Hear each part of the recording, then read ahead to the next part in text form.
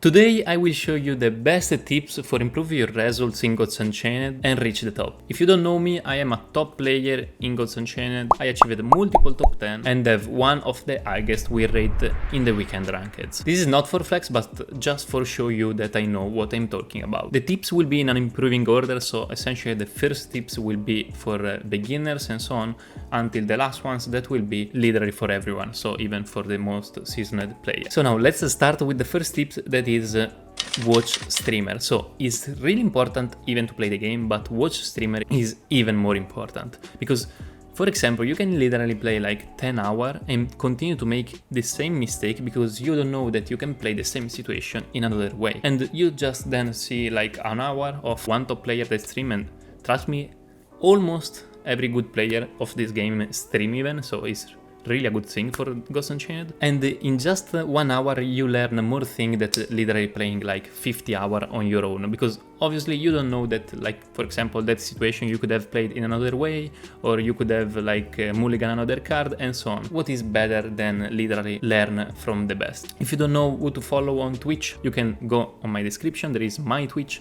When I play, I try to literally explain everything for help my chat to improve, but since I don't stream a lot, I will shield even another streamer that is Sanctum. He literally stream every day for like 7 hours and he's really a good player, so he is for sure a streamer to watch for improve your gameplay. The second tip is to watch geodeck. So on geodeck you should check the best decks and the meta. This is really important because Gods Unchained, it is a card game, so the meta shift kinda fast. A patch can literally change all the meta. This is really important because, for example, if one patch came out, it make like Control Mage a lot better. 50% of the ladder will start to play Control Mage, so it's a good thing to know that you will mostly face Control Mage. So for example, you can play, I don't know, in your Agrolite attack like Reflection Elementalist that is really good versus Control Mage, so with just one card, two card, you can improve really a lot your deck versus most of the ladder. So this is just an example, but it's really important to see first what are the best deck, even because you can even copy those and so on, and second, which are the deck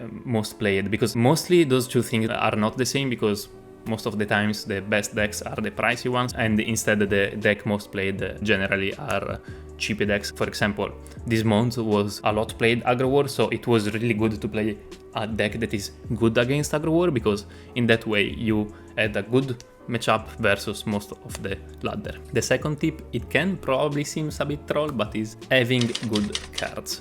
So guys, you can even say, yeah, but good cards are pricey and so on, and I even understand that because I am a free-to-player, so I can literally understand that. This was an excuse, we can say, that you could have said before Loot Rush. So what is Loot Rush? Loot Rush is a rental platform where you can literally rent demos, Teriel, all the good card, and you literally pay almost nothing, like some cent, less than $1. And so now with Loot Rush, having good card is not even more an excuse, because they even give like free rental and so on. So guys, if you want to try Loot Rush, utilize my code and you will have even a free rental, and just try the platform. I really think that Loot Rush is a big thing for Gods Unchained, since when it started there was not Loot Rush and it was a lot harder to start. Now instead with them you can literally just give you a little boost on cards, and this will help you a lot. The fourth tip is utilizing apps. So on geodeck you can check the decks that your opponent played in the last games, so you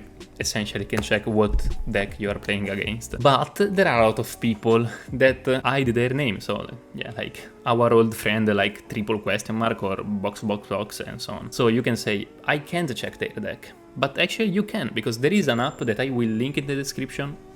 I don't take any responsibility, but everyone is using that app, so it's kind of safe. With this app, when you log into one game, when you start one game, it will auto-open their deck, even if they have an hide name. So yeah, you will just check their deck, and this, trust me, it can improve really a lot your win rate, because you know what you are playing against, so you can adapt, you can play around their clear, you know if they can burst you, like you know literally all the info. A lot of people could say that this is not the best moral thing, but it is just what everyone is doing, so you should do as well, to be honest. I know it's kind of sad to say that, but it is just what it is. I really hope that Gods Unchained will solve that, closing the API and so on. For now, this is what we have, so yeah, just use those up like everyone else. The fifth tips is to master one deck. So This is really important because at the start it's literally impossible to play good with every deck, so you should just focus on one, buy card for that deck, improve on your gameplay with that deck and so on, because trust me, it takes time to improve with one deck, so it's just not worth to try different decks. Just stay on one, focus on one, get better on one, and then when you are better, then you can start to go even on another deck. Before that moment, you should just focus on one. I know that is not probably the funniest thing in the world, but we are talking about results there, so if you want to get better, this is the way. The next tip is even connected to the one before, that is understanding the matchups. So this is connected because obviously the more you master one deck, the more you understand the matchup of that deck. But trust me, understanding the matchup is really important because you have to play in a different way versus different deck. Like for example, if I am a control light, I can play in a lot of different ways. If I am versus aggro, I know that I will outvalue them anyway, so I will just try to slow them down and try to fight on the board and so on. Instead, if I am versus a control, probably I want to outvalue them, so I take a bit more time, I play in a chill way, but I try to take the most value from all my cards. Another example, if I'm versus a combo, even if I am a control light, if I'm versus a combo, I will have to try to rush them down, even if it's not like the purpose of my deck, but it's just what I have to do versus a one combo. A really important thing is to understand the matchup of your deck versus what you are facing. The 7th tip is to mulligan correctly.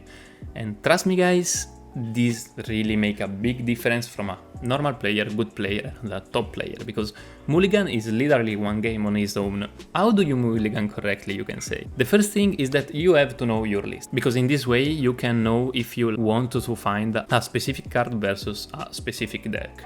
For example, if I have Amber Arrow or Likes Levi, this is a really good card that I hard mulligan for if I'm playing versus, for example, Aggro Light, because it's really a card that takes a lot of value in that matchup, so I will hard mulligan for try to take that. It's even important to know if you have a lot of singleton or if you have like all in double copy, because in Gods Unchained there is a particular thing that if you toss away one card that you have in double copy, you can't draw the second copy on the mulligan. So if you have like a lot of double copy, it will improve your mulligan probability.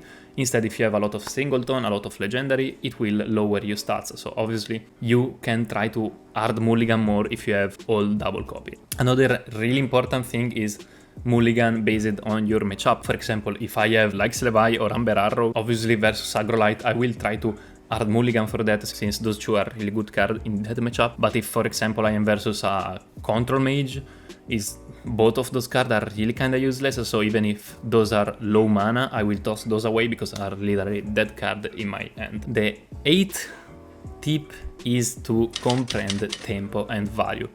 So I could literally make a video just about that. What is tempo and what is value? Tempo is essentially when you take initiative on the board, you take advantage, you, like Fake News would say, you make a question to your opponent. So essentially you take advantage on board, you take initiative, and your opponent have to answer to what you are doing, because you are taking advantage, and if they don't do nothing, they will just fall behind in tempo, you will just continue to snowball and win the game in that way. And value instead, just like literally the word say, is to take the most value you can from your card. So to not waste resources, probably you can even go a bit slower and you take the best that you can from your cards. Like perfect value card that you can think of are like Teriel, Jason, or the old Cutthroat is literally the perfect explanation of tempo and value. So the old Cutthroat was like such a bad card on tempo side because you spend literally 5 mana and do nothing,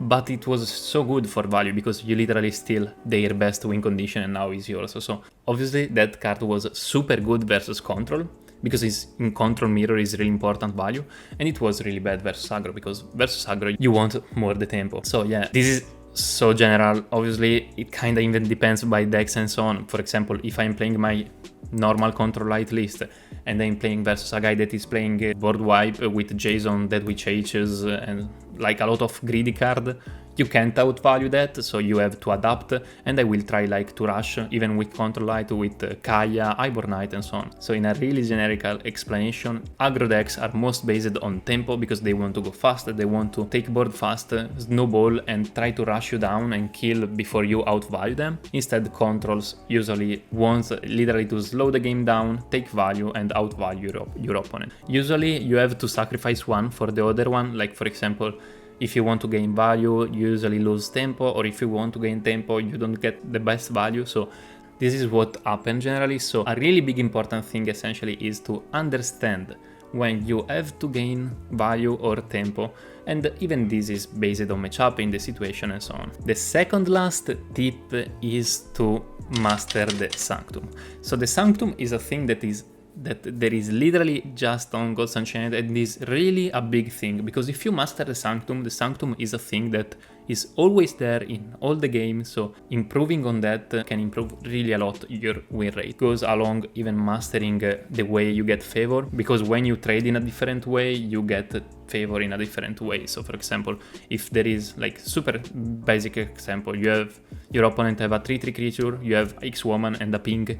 If you trade before with X-Woman and then you ping, both of you and your opponent take 3 favor. Instead, if you before ping and then use X-Woman, no one gets favor. So obviously there will be even harder situation on the game. Yeah, for example, if you want to reach a Rune of Fire, it's better to before trade with X-Woman and then ping, because in this way you get favor for the Rune of Fire and probably win the game. Instead, if your opponent have like more favor than you, it's better to before ping and then to trade with X-Woman, so in that way no one gets favor and your opponent doesn't reach the good card on the Sanctum. This is how favor works, and then you have even to understand how Sanctum works. So on Sanctum you have different decks, and when you take one card from one deck, there will be one of the other 2 decks that will replace that card. So it's really important to know the card of the Sanctum and where those cards are. Like for example, I don't know, Relic Removal are in Answer, for example. So if you are playing versus a zombie, you want to refresh the Answer spot until you get the Relic Removal. So I will leave there an image of the Sanctum, how the cards are distributed and so on.